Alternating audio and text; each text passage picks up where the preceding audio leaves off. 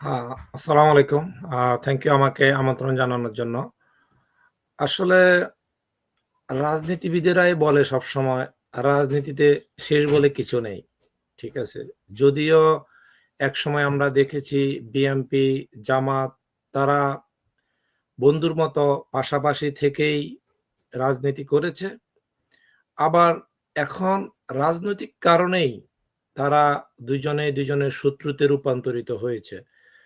তো এটার আসলে একটি মাত্র কারণ, সেটা হচ্ছে যেহেতু ফ্যাসিবাদ হাসিনা বিদায় নিয়েছে বাংলাদেশ থেকে। সাথে আওয়ামী লীগের এমপি, মন্ত্রী সহ লিডারশিপে যারা আছে সবাই পলাতক।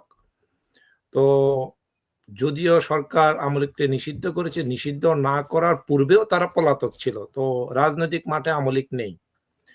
তো এখন প্রতিপক্ষ কে হবে? তো যেমন মনে করেন আপনি যদি ফুটবল খেলা তো দেখেন মেসি, রোনাল্ডো, ঠিক আছে? এরা কিন্তু হুম, এমন নয় যে ২ জন দুজনের প্রতিপক্ষ। কিন্তু এটা মিডিয়ায় প্রতিপক্ষ হিসেবে দাঁড় করাই ফেলে ওদেরকে। ঠিক আছে? তো তেমনিভাবে এখন বাংলাদেশে যখন আওয়ামী লীগ নেই, সেক্ষেত্রে রাজনৈতিক প্রতিপক্ষ কে হবে?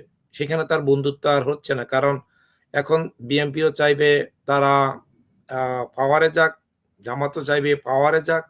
তো এটা অটোমেটিক্যালি আওয়ামী লীগের অ্যাবসেন্স এর কারণে তারা প্রতিপক্ষ হয়ে গেছে। আচ্ছা। খুব ভালো। সেক্ষেত্রে প্রতিপক্ষ আমি তো দেখতেছি যে আ মানে যে ধরনের ন্যারেটিভ ইউস করা হচ্ছে, জামাত বা উম মানে জামাতের বিরুদ্ধে বা বিএনপির যেগুলো তাদের সমর্থিত যেগুলো জোট থেকে যে ধরনের ন্যারেটিভ ইউস করা হচ্ছে, সেগুলো কি আপনি ঠিক মনে করেন? নাকি আ বিএনপির জন্য নতুন কিছু ন্যারেটিভ মানে জামাতকে পুরোপুরি মোকাবেলা করতে তাদের নতুন কিছু আবিষ্কার করা দরকার। এটা কি আপনি মনে করেন? আ দেখুন বাংলাদেশের রাজনৈতিক সরি দেখুন বাংলাদেশের সরি আমি দ্যাটস ওকে। দেখুন বাংলাদেশের আ রাজনীতিতে আ এটি একবারেই নতুন নয়। ঠিক আছে?